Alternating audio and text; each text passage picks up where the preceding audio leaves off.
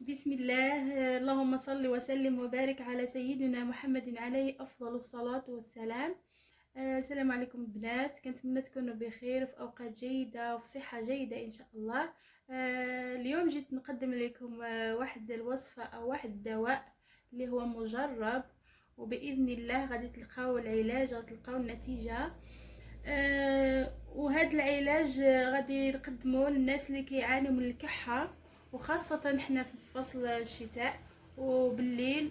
كاينين الناس كيعانيوا من الكحة وكتشدهم خاصة في وقت النوم، ما كتخليهمش ينعسوا. وباذن الله هاد العلاج اللي غنعطيكم غادي يفيدكم ان شاء الله، ومكوناته بسيطة وسهلة وراها مجربة. وان شاء الله غادي تلقاو النتيجة. اول مكون ديال هذا الوصفه هو القرنفل. كما كتشوفوا القرنفل عنده فوائد بزاف.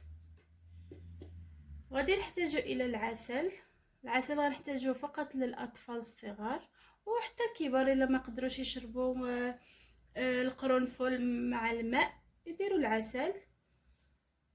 مهم عندنا ماء دافي، خصو يكون غلا مزيان في الاول، ومن بعد غتخليه حتى يبرد شويه، وغادي تاخذوا واحد الكميه في كاس فارغ.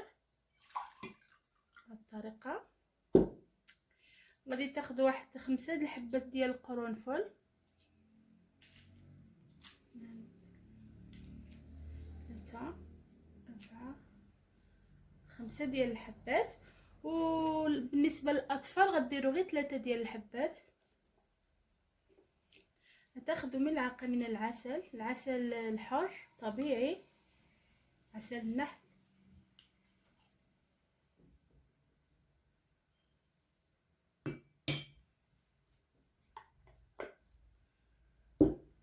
غادي تحاولوا تخلطوه هكذا تيذوب العسل في الماء الدافي.